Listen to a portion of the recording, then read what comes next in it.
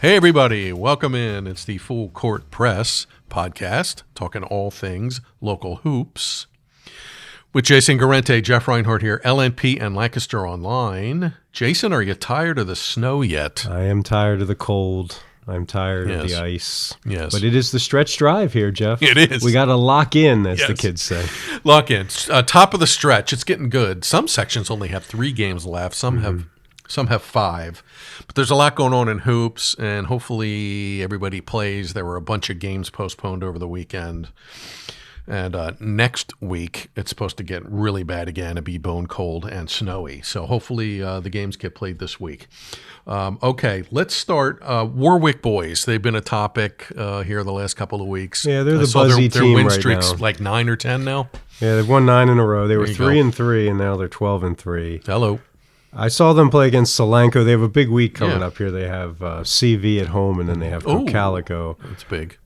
They're an interesting team because they're really big. You know, you look at their size. You got your Majesty Washington, who's 6'3", and Brody Clausen is 6'5", and Tyler Musser is 6'5", and Austin Clemens is 6'3"-ish. So unusual size. They look more like a mid-pen team when they come out on the court. And the LL usually doesn't have that kind of collective height. No.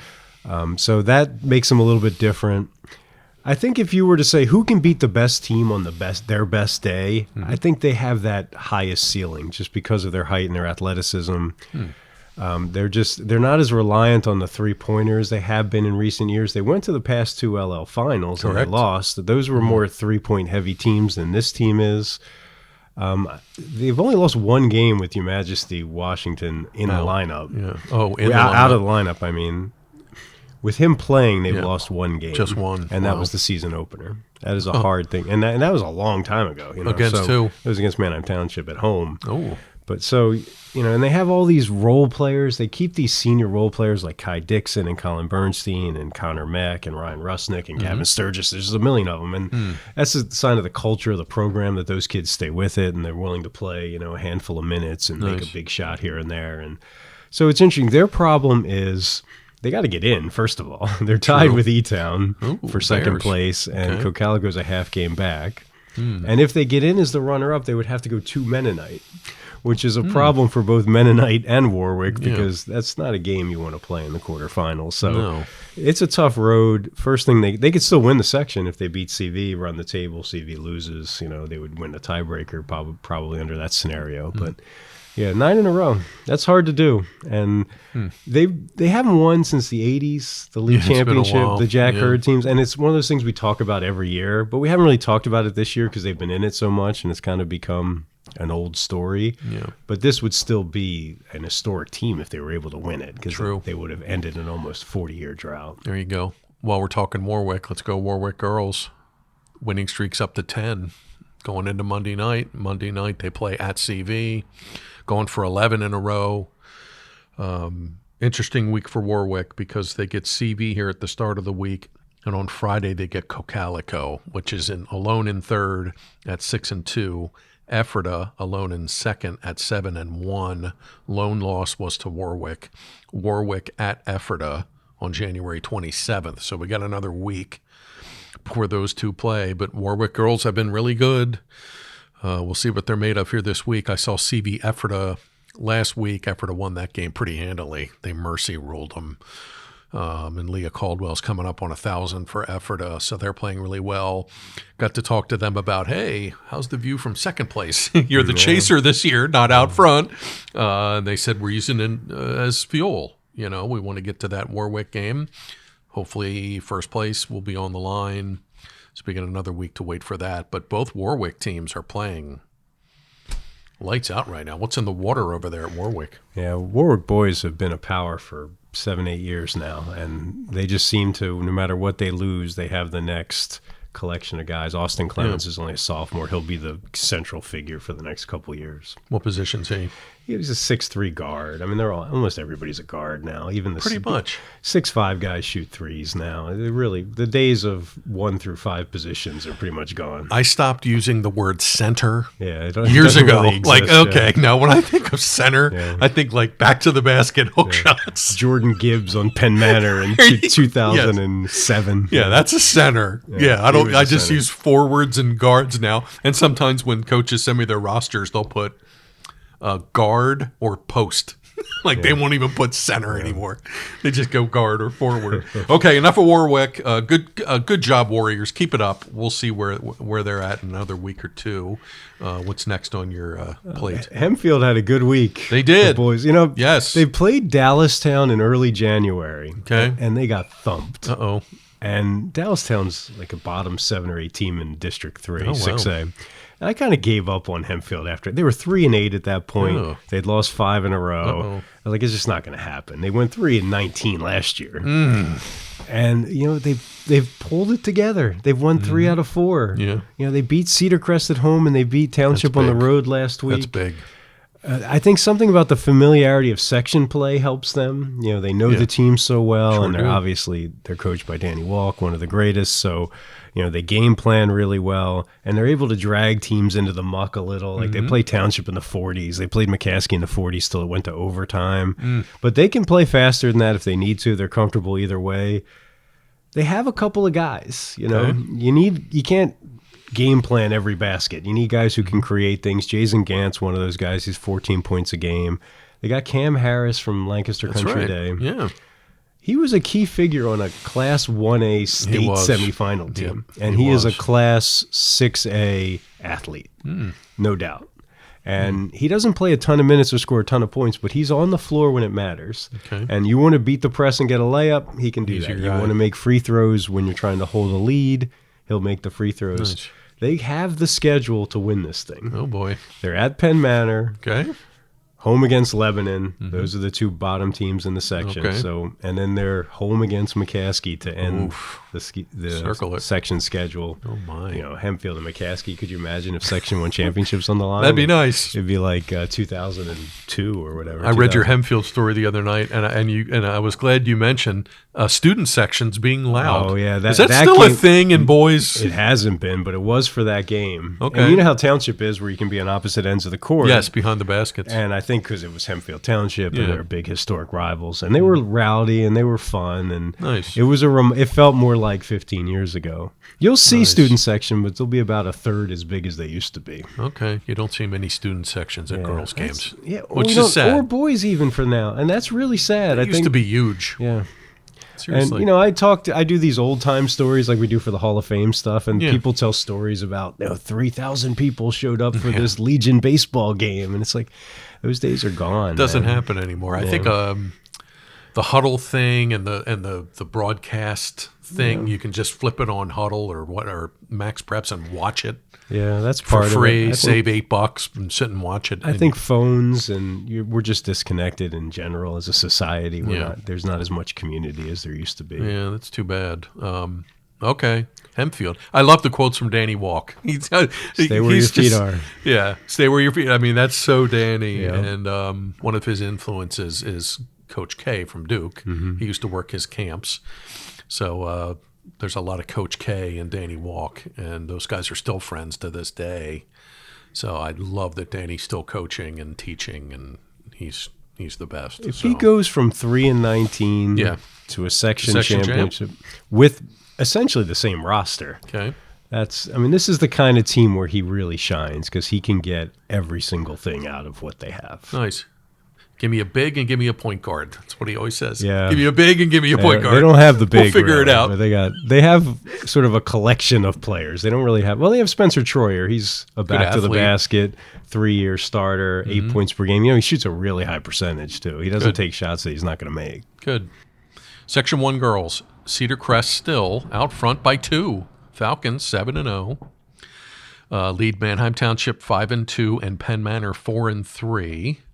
And they'll all kind of play each other here down the stretch. Township at Cedar Crest on January 29th. Penn Manor at Cedar Crest on February 3rd. So the Falcons get their 2 challengers at home, which is a big deal. We talked about the cage last week with the boys' teams. Cedar Crest is very good at home on the girls' side as well. Mention Kyla Francis at Crest. She's coming up on 1,000. There's 3 girls right now in LL with 900 plus. Leah Caldwell, 959. Francis, 934. Kenzie Eckhart at Elko, 928.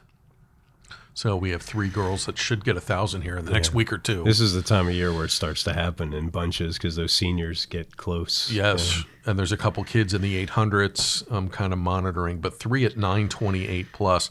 I'll mention the Veritas kid. Noelle Simpson has 985 for Veritas, which is 12-1, first in District 3 1A power points, first place in CCAC East. Simpson has 985, so she needs 15 on Tuesday night against Ephrata Mennonite, the Legends. The Legends. I wasn't prepped for that. Okay. Snuck that one in there on you. The Ephrata Mennonite Legends. So she needs 15 on Tuesday to get 1,000. So Veritas is probably the tiniest school of all the time. tiny schools. It's like 80 kids. Yeah. It's really so small. to build a championship basketball team there is incredible. And Simpson's really good. And I've seen her, I don't know, 3 or 4 times here the last year or two. And she just, the game I saw them earlier this year against Linville Hill, she had 20 rebounds, 20 boards and like 8 points. But she can really board and crash the glass. So she's going for 1,000 this week. And we'll keep monitoring Section 1. What do you got? Can we go back and talk about the Olive Brandt game where she scored 43? She scored 43 out of 47, and they lost. And they lost. I don't think I've ever seen anything quite like that. Yeah, and again, I she's just been unbelievable. I mean, last week she had 31, 33, 29, 19, 17, 43 with 5 threes and a ton of foul shots. Leads the league in scoring, like 25 a night. She scored in double digits every game. I think her low game for the season is 16. Yeah, it's incredible. She's been great. She leads the league in points, average, threes, free throws made, and free throws attempted. That's pretty good. We talked about how Kyla Correa would dial it down and play within the team concept. Always. Yeah. She wasn't the only one doing that. I mean, obviously Olive was doing that too, and Liliana Harrison was doing that, and they got their championship because they were willing, because she has 43 in the tank, and she's willing to play as like a secondary figure. That's something. Yeah, that's a big night, 43. Wow. Okay, what do you got? Well, Octorara is 16-0. Still undefeated. Yeah, their big game was Saturday against Holy Ghost Prep, and it was canceled because of the snow, and they're not going to make that up. Holy Ghost was, I think, second in District 1, 5A, so that would have been probably their hardest game on their schedule, and they're not going to play it now. Not going to play. I think they want a game like that. I don't think it would be terrible if they were to lose a game like that, but they want to be pushed. Mm-hmm. There aren't a whole. They play Only. I don't know how good Only is, but there aren't a ton. They play Downingtown West, I think. There aren't a ton of tests left on their schedule. Okay. So there's a decent chance they enter the league tournament undefeated. They'll win Section 3. Lancaster Catholic is now 2 games up in second place. Wow. They've won 5 out of 6. And they've won these heart-stopping games, overtime against that last 1 point over Elko. All those crushers that went against them last year when they were losing and couldn't get over the hump, those games are going their way now. And, nice. I mean, they're 7-9, so they're not setting the world on fire overall, but they have a real good shot. They have 3 games left. They win 2 of them, they're in the league tournament. Nice. One of them's Donegal, which doesn't have a win yet. Ooh. And then it's Octorara and at Elko, so it'll be tough to get that second one. But even if they go 6-4 in the section, they could get in via tiebreaker. So they have a decent shot to make the league playoffs, which would be a big thing for them. They're going to probably be in districts, too.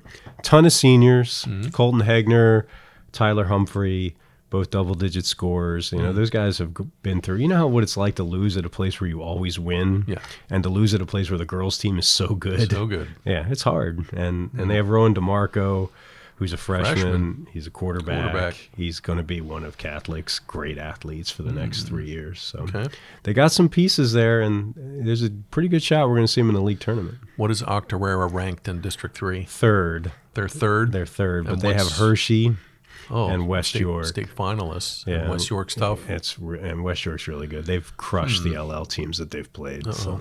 Okay. We'll worry about that next month. Section 3 girls.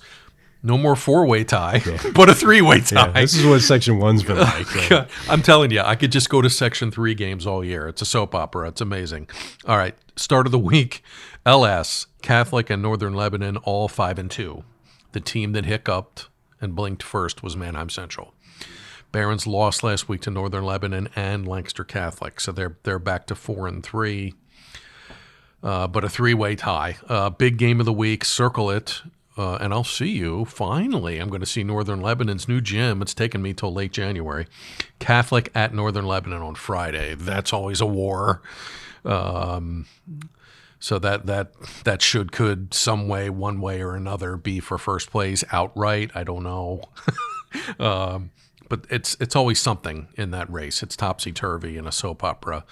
Catholic's playing well. They've won 4 in a row. Northern Lebanon's won 6 in a row since losing to Catholic. So those teams are on a collision course here for Friday. And LS has been a really fun story.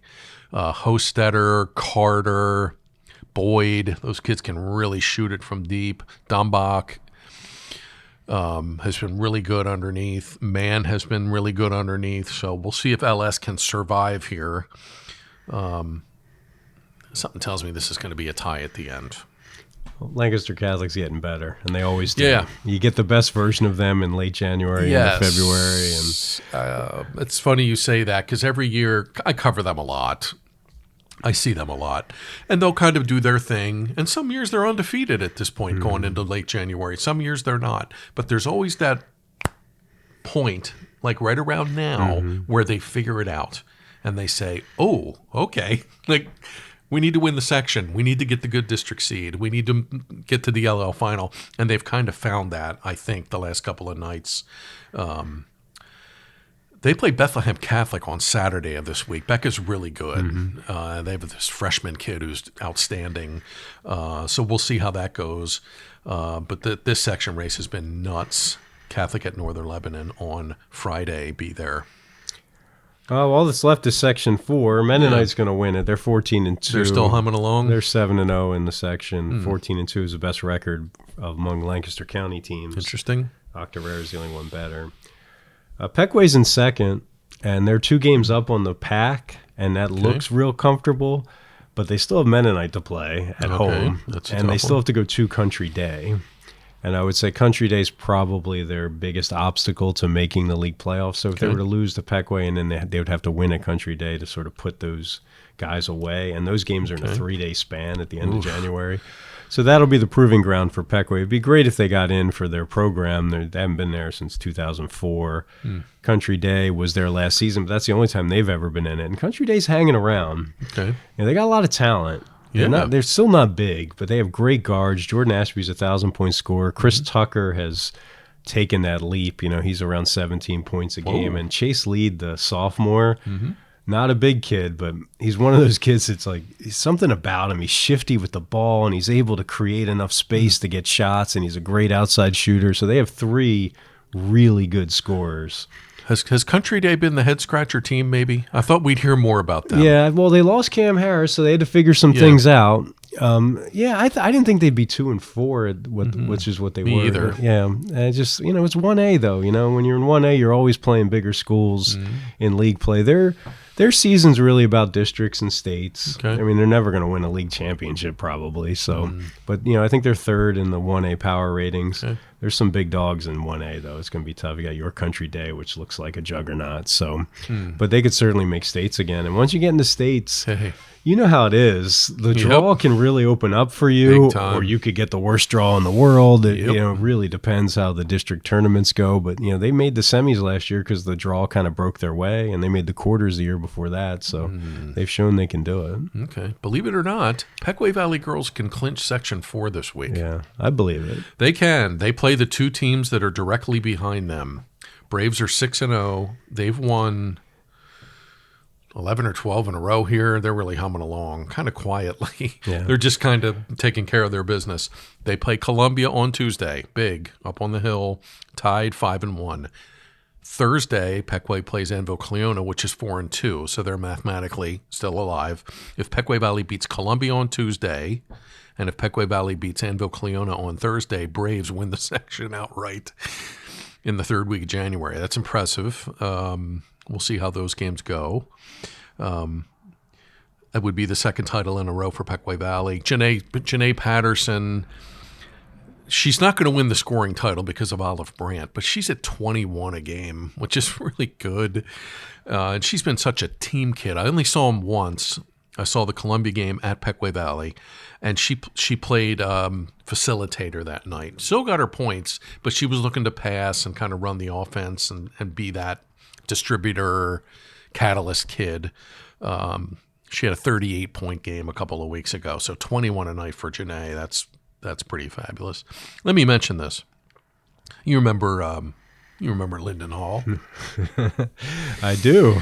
They were only around for 2 years in the LL, but they really struggled. They had that great run. They won 4 district titles in a row. And then COVID hit and everybody scattered, and they just weren't getting the kids anymore because kids weren't coming from overseas and paying that kind of money to come play at Linden Hall. Their losing streak was at 55 in a row, that's a lot of losses. That's a drag. They won last week. They beat Lancaster Country Day in a non-league game. I think it was like 26-25. Like it went right down to the end in the fourth quarter. But Linden Hall won. And they snapped a 55-game losing streak. So I didn't really dig into longest losing streaks in girls basketball, but that was a long one. And then the very next night, Linden Hall played Anvil Cleona, and the Dutchman won 52-5. Yeah. So they had the 1-game winning streak, but at least they got one. So tip of the cap to the kids at Linden Hall. Yeah, those Section 4 games get a little ugly sometimes. Let's put Pequea in Section 3. Let them play LS, Catholic, and Central. Northern Lebanon. Central. Yeah, that would be fun. Central goes up to Section 2 next year. And who comes down? Garden Spot, I think, goes down. But anyway, the Section 4, oh boy. Anvil, in the last 5 games, Anvil Cleona is giving up 11 points a game. They gave up 5, 8, and 2. They won a game 42-2 last week. So it's a problem for those Section 4 teams because it's not like you're not getting tested. It's almost like the games are exhibitions, Yeah. And Mennonite has this on the boys' side to a lesser degree where, you go play Cardinal O'Hara. Interesting. And then you got to come back and play, some team that's whatever, 3-10. Yeah. 1-14. And it's hard to stay sharp, and it's hard to stay focused and motivate yourself. It is. Good point. Okay. Anything else on the boys' side that we need to be aware of? Now, I just want to talk about officials for a second. Okay. I'm at the game at Township against Hempfield, and Ed Flick and Lenny Neff come in. There you go. And they sit right in front of me. All right. And they're watching the game, right? Okay. These are referees for a long time. Legendary refs, and Yes. they're retired now. And I bring it up because there's no reason for them to be at a high school basketball game at this stage of their lives unless they really like high school basketball. Certainly. And they care about the community, and they're following it even at their age when they're done with it. And next time you're yelling at a ref and you're accusing him of, the fix is in or whatever you're coming up with. You missed the travel. Yeah, or home cooking. That's another one I hear a lot. Yeah. They're not rooting for anybody. They don't care who wins. Like they just really like high school basketball. Yes. And a lot of them are ex-players, and some of them were really, really good high school players. Yes. And they're just doing this to stay in the game and because they care about the game. And that's the only reason to care about high school sports, period, whether it's you and me driving to 5 games in 6 nights or wearing the striped shirt. So, maybe just relax a little bit. They're not after your team. They don't want somebody to win. They don't care. The fix is not in. There's There's no point spread on Donegal, E-Town. They're not calculating who's going to win this Penn Manor Dallastown game over holiday break. It's funny. I said to somebody the other night, I don't even remember who it was anymore. It was a ref. And I have a pretty good relationship with the refs. They kind of know what we do. They kind of know who we are. So I usually talk to them before the game. What's up, guys? Nice to see you. And I said to one of them, it's been pretty tame Yeah, it at has girls' been, game. yeah. Knock on everything, but you get the occasional, that was terrible. You missed it. You missed that. Yeah. Other, call it both ways. Call it both ways, I love that one. 5-0 on the fouls. Yeah, Call it yeah. both ways. But it's not like a couple of years ago where it just really got vicious, especially at JV girls' games. Yeah. It was vicious.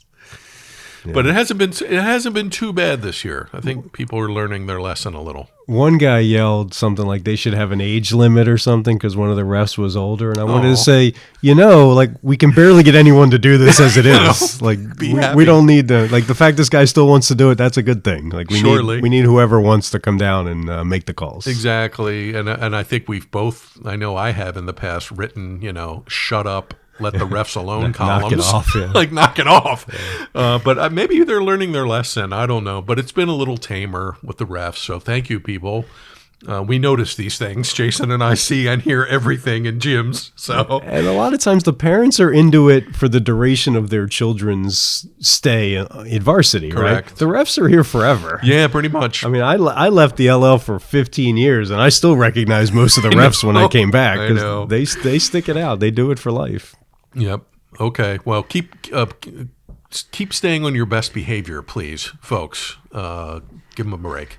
All right. Anything else? Or are we good? I think we're good. Okay, we're good. Watch the weather, gang. It's snowy and icy here early in the week. Next week is supposed to be really bad. So hopefully these games get played. No cancellations. If you got to postpone. But hopefully we get the games in moving forward. All the races are fun, and Jason and I are enjoying chronicling this winter. It's been fun so far. Okay, it is the Full Court Press podcast.